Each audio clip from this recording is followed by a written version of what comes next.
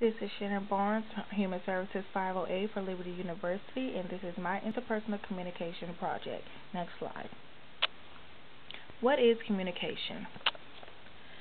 Stewart describes interpersonal communication happens when people involved talk and listen in ways that maximize the presence of the personal. I defined enlarging the conversation because many people do not understand exactly what it is.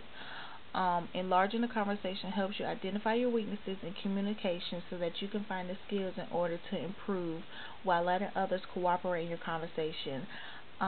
According to the communication skills quiz, I made a 78 out of 100, which shows that I have a lot of room for improvement. One good thing is that it said that I do know how to get my point across and listen well to others, but I need to make those improvements fast. Next slide. Introduction. I asked the question, could you just listen? I quoted the Bible, Job 6:24.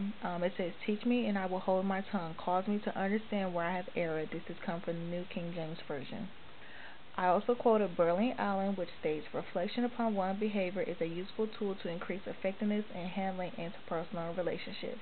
Next slide.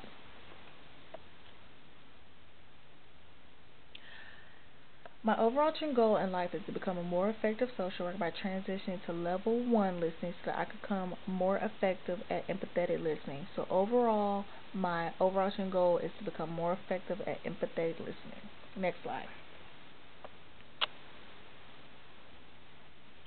What is empathetic listening?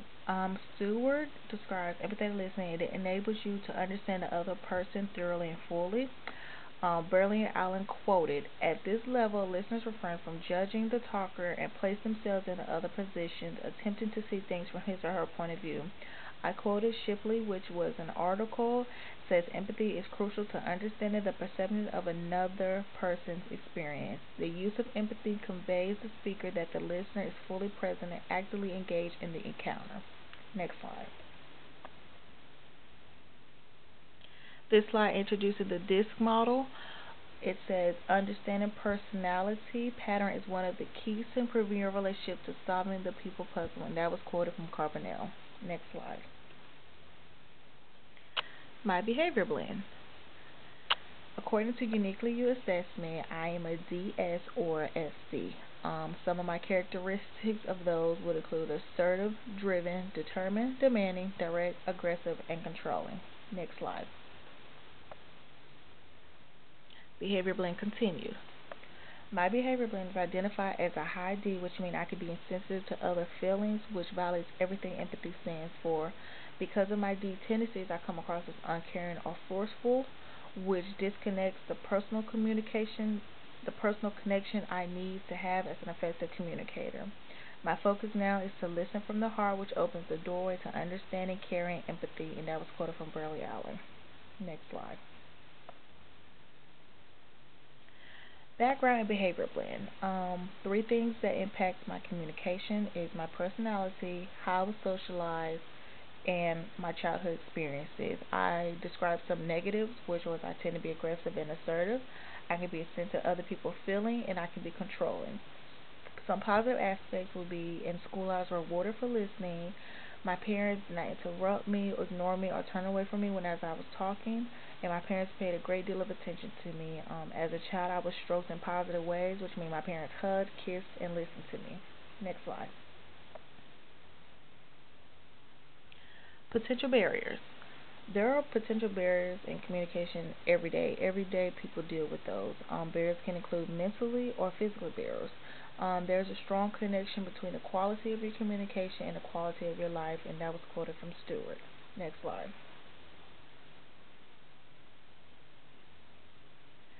Potential barrier continue.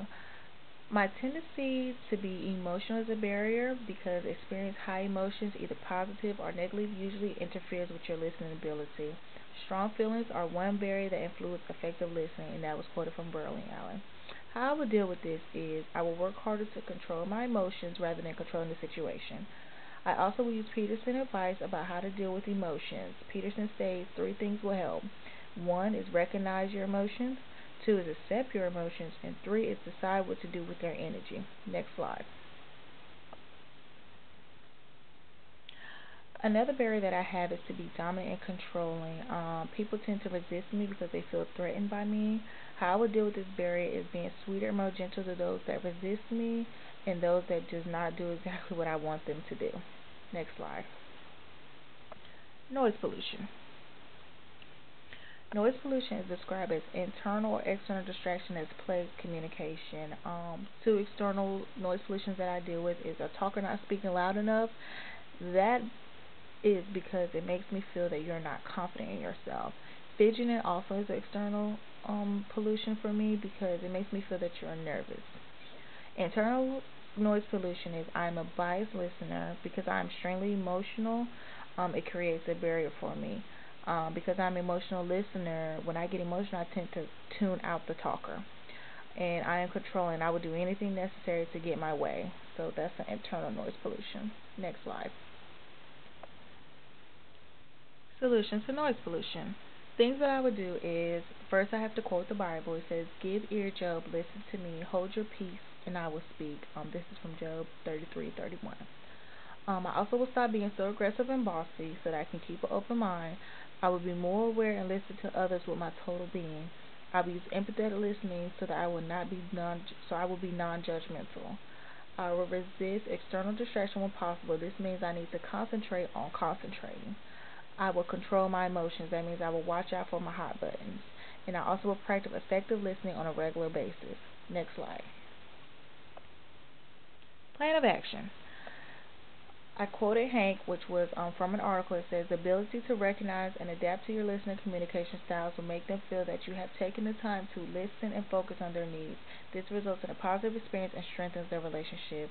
Now that I have set my overarching goal, there are many accomplishments that I see empathetic listening can bring. It can solve problems from other people, it can reduce tension, it can facilitate cooperation, and it promotes communication. Next slide. Plan of action continue. Some more things that I would do is I would examine my listening patterns. I would determine what communication areas I want to improve on. I will maintain a positive and accepting attitude to reshape my communication patterns that I least like. In my professional life, I realize that I deal with all different types of people and I have to maintain a non judgmental attitude. I need to be able to give my clients my undivided attention. Next slide. We come to the conclusion. As a conclusion of this course, I have gained so much insight about myself. I have opened my eyes to developments that I need to make in order to have more meaningful relationships. Um, I learned that I need to ask the Lord for help to change my heart so that I can please Him and make the right strides in order to help my communication patterns. I want to be able to have a better relationship with the Lord and my fellow people. I quoted Psalms 40:13. It states, "Be pleased, O Lord, to deliver me. O Lord, make haste to help me." I have to understand that it takes real commitment and desire to grow and develop, and that was from Burley Allen. Next slide. The last slide just referenced everybody that I got resources from. So I'm signing off now. I would like to say God bless and thank you very much. And this is Shannon Barnes. Goodbye.